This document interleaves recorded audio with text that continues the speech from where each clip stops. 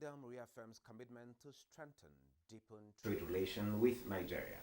U.S. crude turns positive, Brent parries losses on OPEC Plus cut rumors. Asia markets fall for a second day as China's COVID situation remains in focus. This is Business Express on the network service of the NTA, and we are reaching you from Abuja, the nation's capital.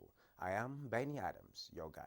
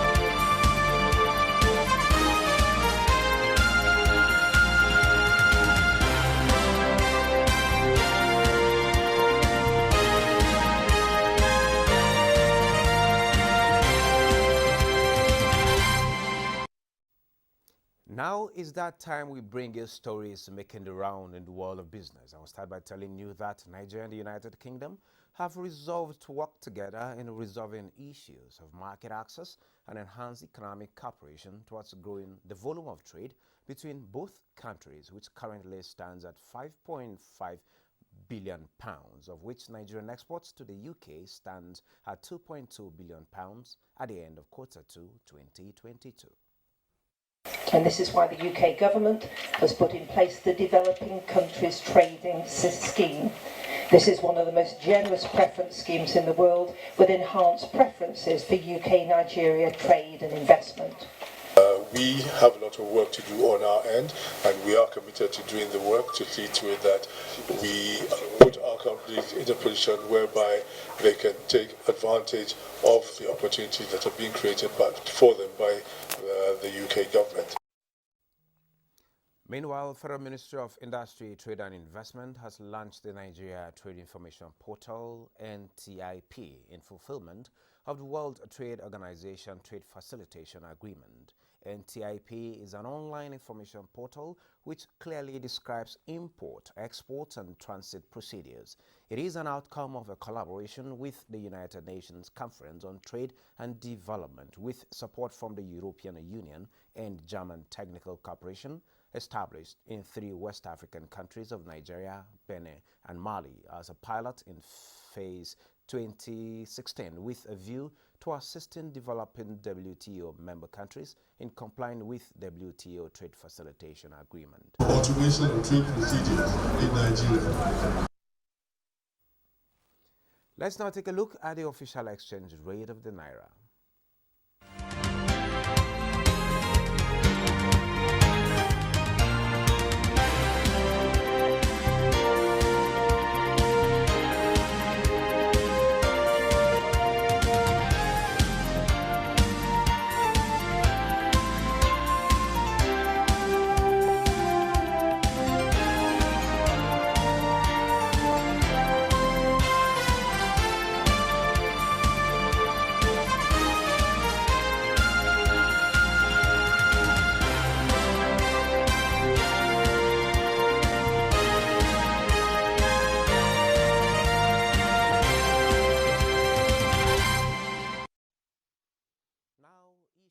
Around the redesigning of the Naira for now cannot be exhaustive.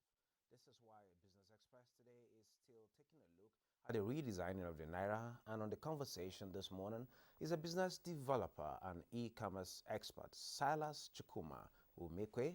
Silas, you're welcome to Business Express. Thank you very much once again. Wow, you're in Nigeria? Yes, actually, I'm in Nigeria. And you are in Nigeria? Actually, also. Well, the redesigning of the new notes has been a burning issue. Yes, it has died down a bit from the color of the naira, expectations. We've had a lot of reactions. Now we've gone beyond the color. People are talking about its possible value and some other applications, security-wise and all of that. Generally, what's your impression of the whole project? Okay, first of all, one of the first things I really want to talk about is the fact that a lot of people are actually not understanding the concept of the redesign. When you say redesign, from a designer's perspective, because I have graphics background, if you alter the color of anything, it can simply change the mood. It can do a whole lot. It can speak volume. So that the CBN, if you say the CBN changed only the color and you call that redesign, of course, that's redesign. That is a design. But it's beyond that. Yeah, but it's beyond that, because the CBN governor said there are two major reasons why the redesign was done. Or actually, there are two new features of the currency. One is not just the color, but also the added security feature. And if you've seen all of the job that the CBN governor Emefiele has been doing over the past 2-3 years, he's been battling to combat counterfeit.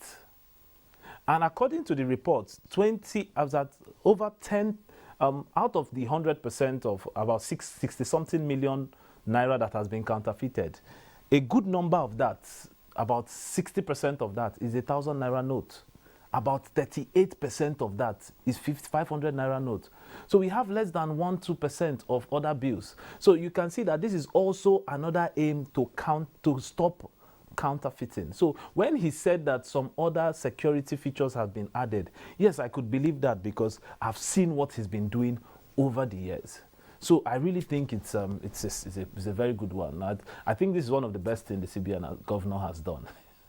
2.723 trillion naira is said to be outside the CBN vault or any other bank vault, which is to say a lot of money, a lot of cash being stashed somewhere. Yeah. Maybe in homes, undergrounds, we've seen bunkers, underground bunkers, without necessarily cooling system. But well, that's not the issue. With this redesigning and the printing, the new notes, are we having likely amounts? No. Then again, the cost of producing this. Generally, what is it to the economy? Okay, first of all, there's something in economics called seigniorage. And seigniorage is simply the difference between the face value of the money printed and actually the cost of printing that money. In 2020, the CBN spent about 58 billion naira to print about 1-point-something trillion naira. Look at the gap. 58 billion was spent, 1-point-something trillion was printed. So there is a huge gap. So that profit margin is what is called seigniorage. So it's actually a profit for the government. So if you look at the new money that was the redesigned money, although the CBN governor has not come to say this is the amount to spend, and he has not told us this is the amount that has been printed, although we are still hearing some people that are giving false values, there's no official record of how much was printed. But if you look at it in the long run, one of the things I can say is that the CBN governor he's doing everything to control money in circulation. And if you look at, in 2019, I think 75 billion was used to print money. In 2020, 58 billion was used to print money. So you can see that that's this man... Just for printing. But this one we've gone into redesign. Now, you can see... That takes me to the next question. Okay. The redesign, how does it go in currency management at this point? Okay, the first thing we need to understand is the main job of the CBN governor is to control money in circulation. And the redesign is... You cannot have a national currency that has 85% outside the bank vault. And after doing my research, one of the reasons why the CBN governor is actually pushing hard on this, or why I actually pushed hard on this, was because these monies are spent on frivolous livings, spraying at weddings and the rest. He complained that there is no growth, no economic growth that this money outside is bringing. So for that, this money should come back inside. If we have 75% and there was, you can imagine, we have about 33-point-something% unemployment rate. So if this money was bringing money or creating jobs, or there was a positive economic growth, then I mean it would be a good deal. Have you gone to the banks lately to see how people are bringing in some? Men, I saw. According to the report I read, over 160 billion has been brought in, and a lot of money will not be brought in because I have videos, not one, not two, not three, of money stashed in bags, and when they are bringing out these monies are all dead. Termites has eaten them, moist. The banks cannot take them back? Nothing can be done. These monies are as good as well, because once you take them out of the bundle, they are going to just fall out of your hands. So this is a major move. And to even think that somebody would stash money like that, that's money fraud. So if you can control with this new redesign, it's going to take care of money fraud, it's going to take care of money laundering, it's going to affect counterfeiting. So I mean, and it's also going to reduce the cost of management, because one thing I can tell you for free is that the CBN governor is not going to, after bringing back, we have about 3.3 trillion in circulation. Don't expect that 3.3 trillion will be printed. We have e-Naira coming to substitute. Of course. How does that balance out? Now, the CBN governor is championing e-transactions. And over the past, since the beginning of the year until now, over 240 trillion naira has been transacted over the online space. And even our POS services has done over 6 trillion from the beginning of the year till now. So we expect that, I mean, there's going to be, it will be seamless. It will be seamless. The only people that will be affected a little bit will be the petty traders. And that's why we have POS services around them. Where is the place of e-commerce in all of this to also get to meet the needs, talking about financial inclusion for the petty traders and also those who are in rural areas? Okay, now those who are in rural areas, first of all, you know, the infrastructure should be provided to them first before we can even start talking about e-Naira. Are you talking about the broadband penetration now? That's one of it. We are talking about that. We are talking about the good internet. We are talking about good mobile app devices, because you're going to do e-commerce, all those things are necessary. But we have some household names that gives you marketplaces that you just go register, upload your items and all of that. And the truth of the matter is the e-commerce already favors the cashless policy, because if you're paying to somebody that you cannot see, you cannot give him cash. You're going to be doing a transfer, or you're going to be doing... So with the e-Naira, I think the truth is the CBN governor is a mastermind. I mean, I must give this to him. Yeah, because I'm not a good fan of him, but looking at what he's done, I mean, if you look at what he has done, he first introduced the e-Naira, and while we are still trying to understand why this guy did this thing, then he's bringing a redesign. So if you look at that, and I'm certain, one of the things he said recently was that there's going to be more lower denominations printed. So that means you're going to have a lot of 150 naira. In that case, how does that contribute to increasing the value of our nation's currency? Exactly. Now, have you tried paying for a bike? No and change. They'll tell you, it's not even no change. Normally, a short distance, and if you give them 100 naira, they will tell you be going. Or they'll tell you should add more. Yeah, so you can imagine. But imagine if we all had change, 20 naira, 10 naira, 50, I will give you 40 naira, and I will tell you you're going. So it's really going to help, because the truth of the matter is, one of the disadvantage of the higher denomination is that it encourages money laundering. And if you have that, people will stash a lot of it. Yeah.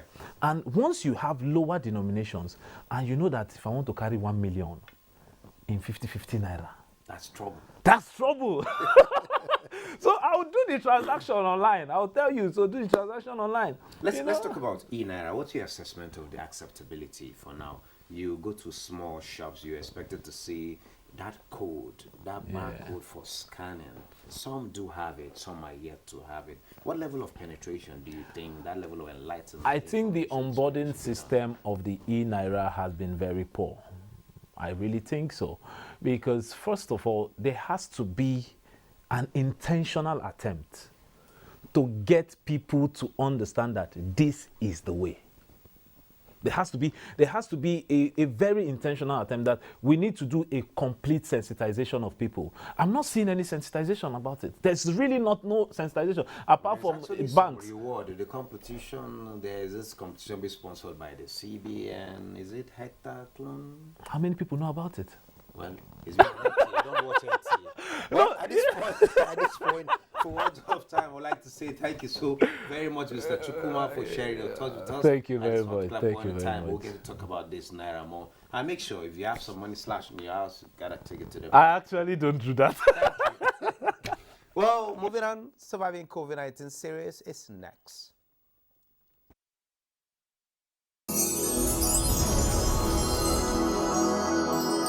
Surviving COVID-19 series is brought to you in partnership with the Central Bank of Nigeria. I actually started Mrs. Pap far back in 2020 during the lockdown. Okay, I'm a teacher by profession. I teach in a school, and because of the pandemic, we had to stop teaching physically. So we're on lockdown and we had to teach online. So I realized we're not going to have summer school. And that was a big one for me. So I kept asking myself, so what am I going to do with my time now? I needed to do something new and something fresh. So the idea popped up in my head.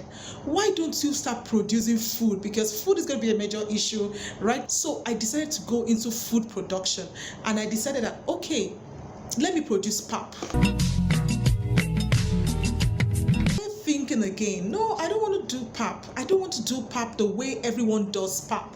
I want to do something different and very nutritious. In fact, I want to do something that is aimed at solving problems. That's what I want to do. So I said to myself, okay, maybe I should just start studying different grains and the importance of the grains in the body. And then I decided, okay, I'm going to have some grain combination. Okay.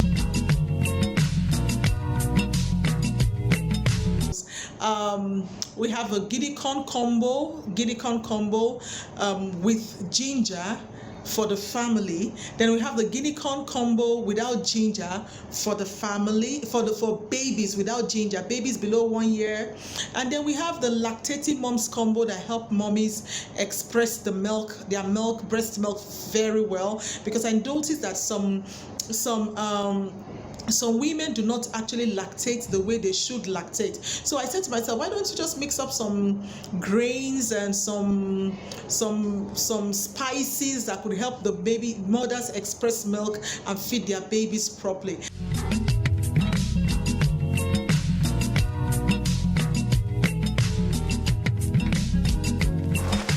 If I get the CBN loan, wow, that'll be a wow process. Yeah, I'll be very excited. Why? Because I still want to solve problems of labor. I like to go on a larger scale. I like to hire people. I like to provide job for people by incorporating people into my processing family.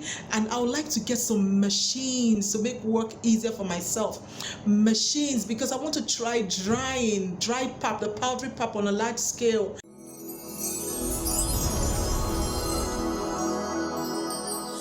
COVID-19 series is brought to you in partnership with the Central Bank of Nigeria is on the right path in our quest to becoming self-sufficient in food production. Minister of Agriculture, while presenting the ministry's scorecard from 2015 to 2022, says a solid foundation has been laid for sustainable agricultural development by the President Muhammadu Buhari-led administration. Musa Babaliu has the details. The All Progressives Congress administration under the leadership of President Muhammadu Buhari came to power when the country was facing a major challenge in terms of food production and supply. Overdependence on importation and scarcity of farming inputs, insecurity were the challenges the administration was confronted with. A policy known as Green Alternative was introduced in 2016 with a view to revolutionizing the sector and also saving the country from being a slave to other nations in terms of food demand and supply. And here, the Minister, Muhammad Mahmoud Abubakar, is presenting a scorecard of the ministry from 2015 to date. Today we have the NATI, that is the National Agricultural Technology and Innovation Policy 2022, to take us through to 2027, to guide the implementation of programs and projects to ensure food security employment generation, and wealth creation in the country. The minister's presentation focused on 4 major areas. 1. Primary production, which he said the country's agriculture has maintained a steady growth from 2015 to date. Storage of excess farm produce and construction and rehabilitation of silos in the country.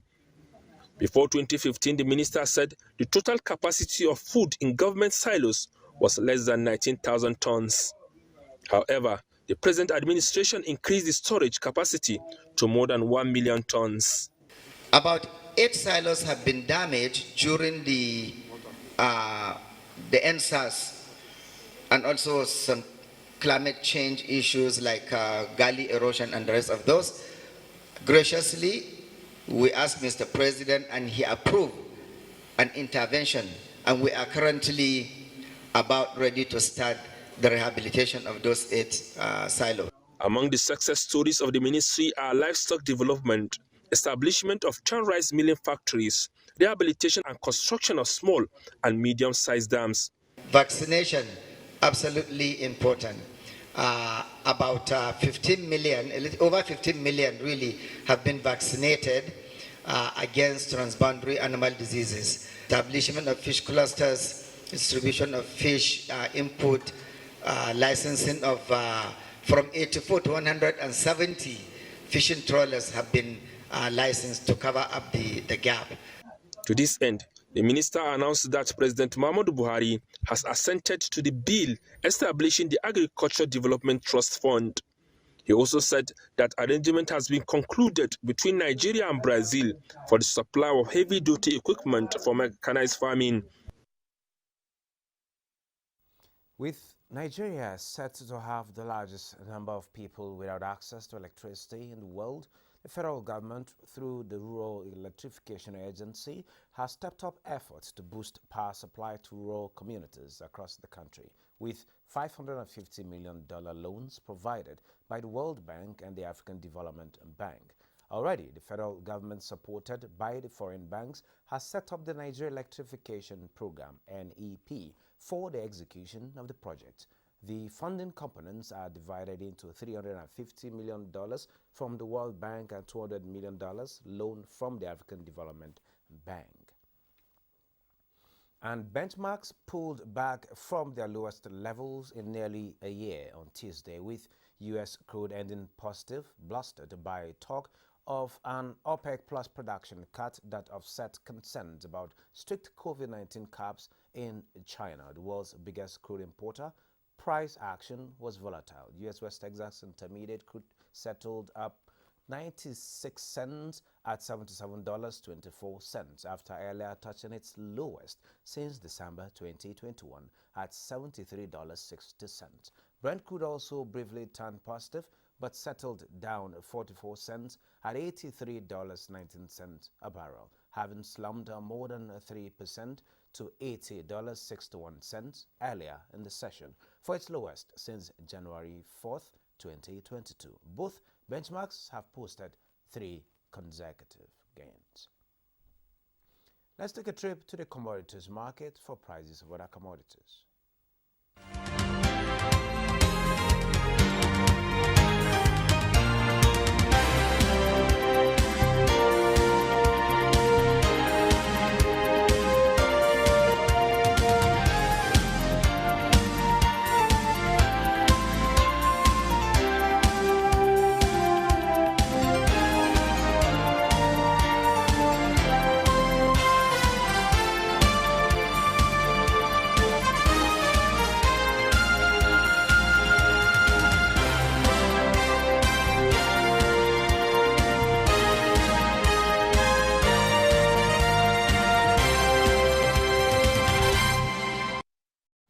Next is updates on the global market.